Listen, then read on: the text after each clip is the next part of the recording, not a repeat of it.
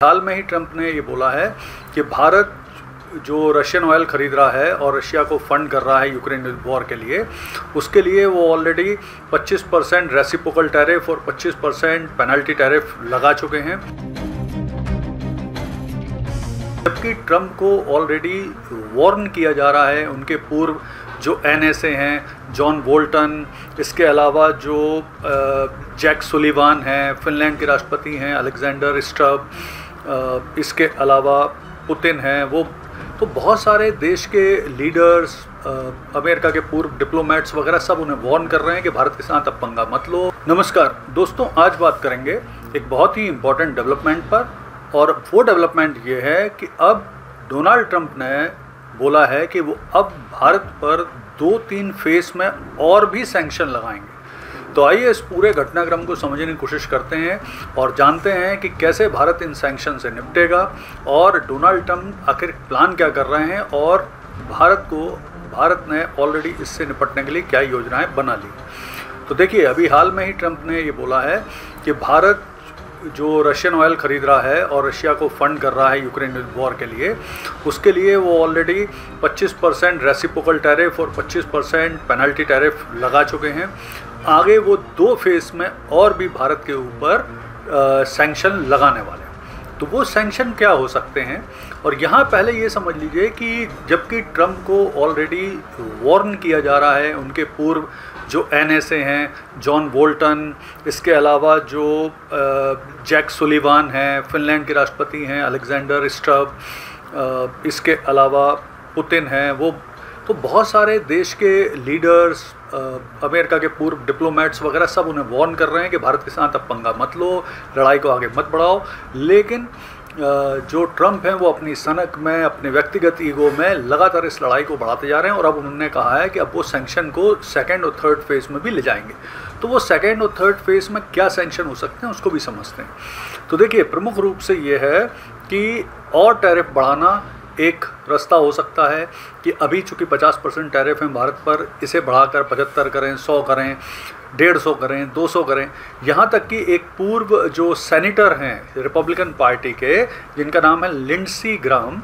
वो ऑलरेडी बोल चुके हैं कि भारत पर 500% टैरिफ लगाओ जिससे भारत की इकॉनमी नष्ट हो जाए। तो वहाँ तक वो ले जा सकते हैं। दूसरा,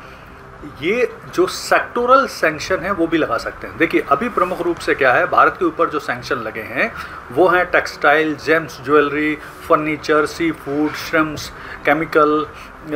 इसके अलावा चावल वगैरह पे लगाए गए हैं, राइस एक्सपोर्ट करने पे। आगे ये हो सकता है कि जो सेक्टर में अभी तक सैंक्शन नहीं लगे हैं या टैरिफ नहीं लगे हैं, जिनमें है pharma sector, semiconductor sector, energy, petroleum, electronics, smartphone, इन पे भी टैरिफ अब लगा दिए जाएं अमेरिका के द्वारा, ट्रंप के द्वारा। तो ये हालांकि ध्यान रखने की चीज़ ये है कि ये टैरिफ अगर अमेरिका लगाता है तो ये ना सिर्फ भारत के लिए नुकसानदेह हैं, बल्कि अमेरिका के लिए भी बहुत ज़्यादा परेशानी का सबब बनेंगे, तकलीफ़ का सबब बनेंगे। इसके अलावा तीसरी चीज़ क्या हो सकती है, तो लीगल और फाइनेंशियल सैंक्शन भी भारत के ऊपर इम्पोज किए जा सकते हैं, लगाए जा सकते हैं। वो क्या होते हैं, देखिए, प्रमुख रूप से क्या है, जो बैंकिंग सिस्टम है जिसे स्विफ्ट कहा जाता है, जो पूरी दुनिया के बैंकिंग सिस्टम आपस में जुड़े हैं और पेमेंट का लेन देन करती हैं कंपनियां, देश वगैरह, तो अगर वहाँ पर भारत के ऊपर बैन लगा दिया, जिस तरह से ऑलरेडी उत्तर कोरिया और रूस के ऊपर बैन लगे हुए हैं स्विफ्ट सिस्टम पे काम करने के लिए, तो इस तरह के स्विफ्ट सिस्टम पर भारत के ऊपर भी बैन लगाए जा सकते हैं, जिससे भारतीय बैंक और फाइनेंशियल सिस्टम दुनिया भर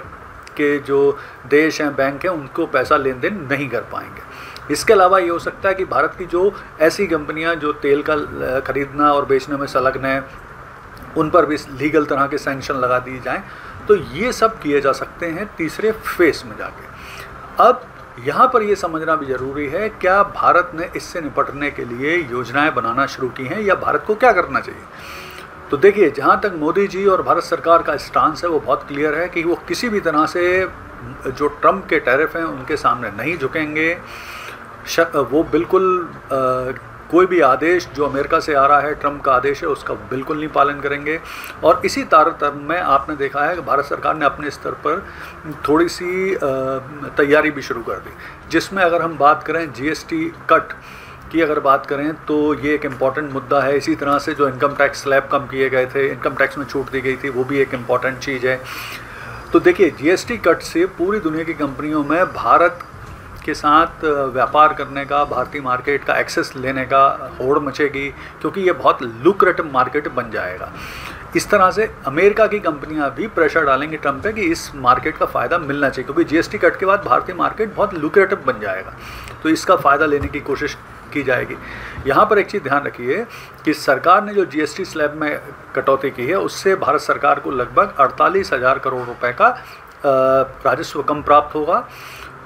लेकिन ये पैसा जब भारतीयों के माध्यम से मार्केट में आएगा तो भारतीय मार्केट में ख़रीदारी बढ़ेगी। एक अनुमान ये लगाया जा रहा है कि भारत को जो यूएस के टैरिफ हैं उससे 35 बिलियन यूएस डॉलर का लॉस हो सकता है, तो वो कवर हो जाएगा जीएसटी कट्स के बाद जो मार्केट में पैसा आएगा। दूसरा ये अनुमान लगाया जा रहा है कि भारत की जो जीडीपी है, ग्रॉस डोमेस्टिक प्रोडक्ट, इसमें लगभग 0.8% की कमी आ सकती है। लेकिन जिस तरह से जीएसटी कट और इनकम टैक्स कट के बाद पैसा मार्केट में आएगा, भारतीय मार्केट में पैसा बढ़ेगा, उससे भारतीय मार्केट को 0.9% का बूस्ट भी मिल सकता है। यानी अगर कुल मिला के बात करें तो जो प्रॉफिट हो रहा है वो लॉस हो रहा है, लॉस जो हो रहा है वो प्रॉफिट भी हो जाएगा इस भारत सरकार के कदमों से। तो कुल मिला के अगर हम बात करें, इसके अलावा एक और कदम है जो भारत सरकार उठा सकती है कि जो अमेरिका के साथ रक्षा समझौते हैं, लेमुआ है, बैका है, कॉमकासा है, उसकी भी रिव्यू किया जा सकता है, जिस पर अमेरिका में प्रेशर पड़े। तो कुल मिला के मुझे लगता है भारत सरकार ने बहुत बढ़िया तैयारी करके रखी हुई है अमेरिका के जो टैरिफ हैं, ट्रम्प की जो सनक है, उससे निपटने के लिए। धन्यवाद।